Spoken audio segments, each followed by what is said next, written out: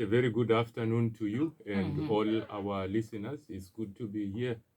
Today we're gonna be talking about, or we are talking about, a relationship between choosing leaders of the nation and Islamic faith. Is there any relationship between the faith and choosing leaders? Yes, okay. Thank you very much. Yes, there is a relationship. How are these related? It goes back to how Islam is defined.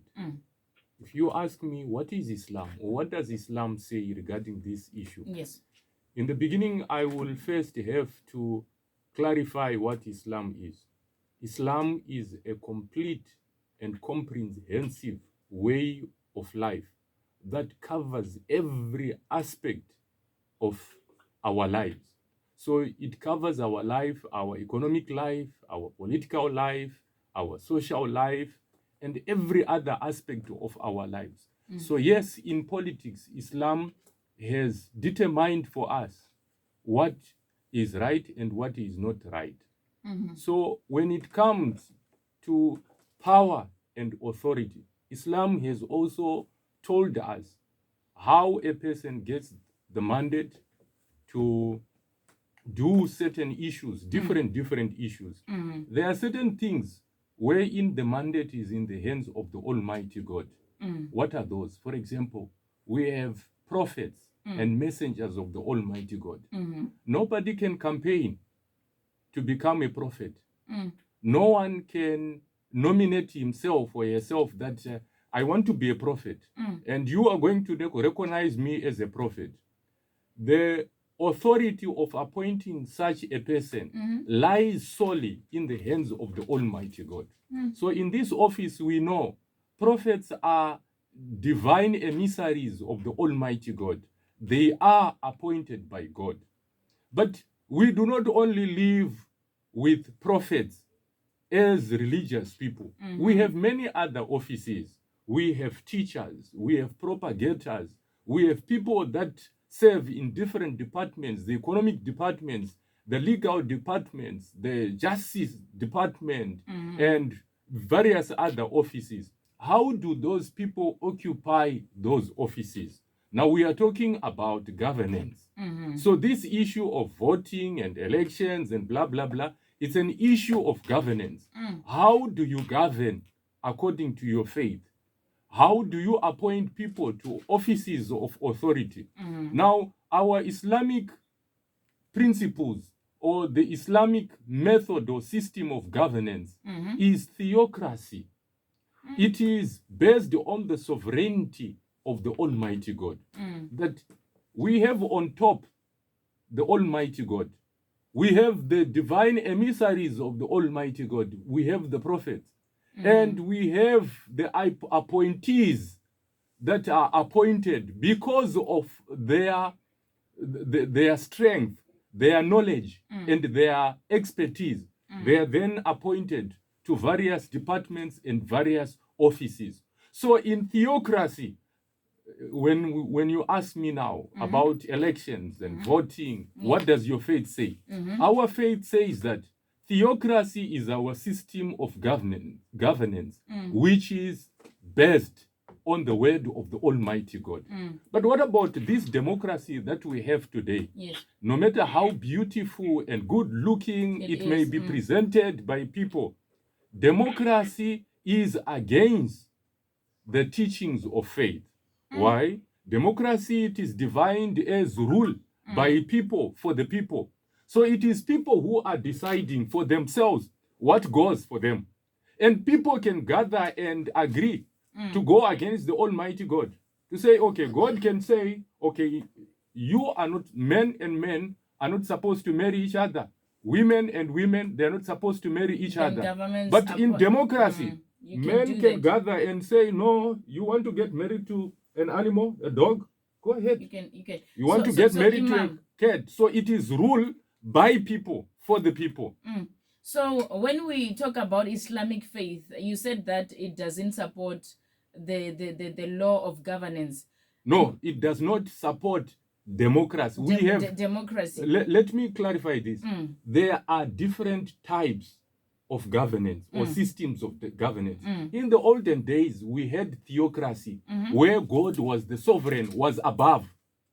People were ruling according to the will of God. But now this theocracy, it was replaced by democracy, where the sovereign are the people. So since Islamic doesn't maybe have a relationship with a democracy, do you have responsibility to pray for the leaders in democracy governance to be guided by the Lord? You see, of Islamic religion. Already we are saying that democracy, it is very weak. It has got a lot of loopholes that will weaken our faith, that will weaken our relationship with the Almighty God. Why? Because it's giving people too much power, excessive power and excessive authority, which they do not have. Because when people have got more power than they are supposed to have, you will realize that in the end, you will see abuse of that power. That is why it is important for people to always subject themselves to the Almighty God. Now that the Almighty God has been taken out of the equation, he's not sovereign. In democracy, people will tell you, no, that we are not taking God from the equation. But you are not making God the sovereign.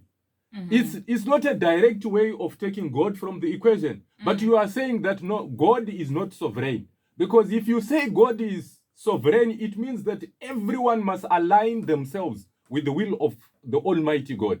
But if you say that no, we are free to choose ourselves what goes by us for us, it means that you are saying that you yourselves, you are sovereign. You are the ones who can choose. So now when that system is put in front of us, and we are asked now, what is your position as Muslims regarding these democratic systems? We will say it is shirk. Shirk is polytheism. It is assigning of certain qualities that are solely for the Almighty God.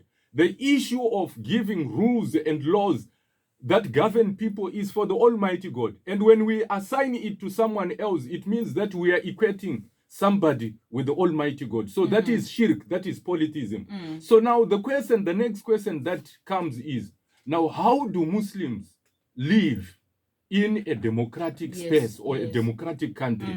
Now, you will have now analogical deductions, or you will have ijtihad, which is the reasoning that will be reached upon by the scholars of faith. They will say that sometimes if we are going to condemn the entire basket of democracy and say it's bad, it does not recognize the sovereignty of the Almighty God, we are not going to be part of it. Now, we are also going to be enabling evil to continue in the world. Why? Because we know that this person A who wants to occupy this office is not fit for that office. And we say, no, Islam does not allow that, we fold our hands. Then we are empowering that person. If we have the opportunity to say, yes, this system, it does not confirm with the teachings of our faith, but in order to lessen the evil of this system, we have to be part and parcel of this system so that we can weaken the evil of those that are evil in the system. So from that angle, it will be permitted. Some scholars of Islam, they even say it is obligatory for you to get involved in that system. Why? So that you who are good, you who know what is good and what is wrong, you can influence these laws that are being made by men to make sure that they align themselves with the word of the Almighty God. Is it allowed for an Islam person to contest for election? There are two things to always note on that question, which is, the first thing is the motive, the intention, the drive behind. If I'm going to say, vote for me so that I can become a member of parliament, or I can become a councillor, what is it that is driving me to become a councillor? If you are being driven by your love for being in the system, then it is prohibited for you to be part of that system. But if you are driven by an intention to enjoin that which is good and forbid that which is right, then because of your good and righteous intention, it is important, and in fact, it is obligatory for you to be involved and to be nominated, or to nominate yourself even for that office. For example, here we have got 3-5 people who are all competing to become the mayors of our municipalities here. And we know that this one is Shigewenga, this one is actually the chief of the Tsotsis, and this one, we can't even mention. Yeah. And if we allow any one of these 5 guys to occupy this office, we are now in for a frying. So better I nominate myself. I'm vying for this office. That is allowed, because what is driving you is goodness. You want to save people from the evil of those people and to enjoy that which is right.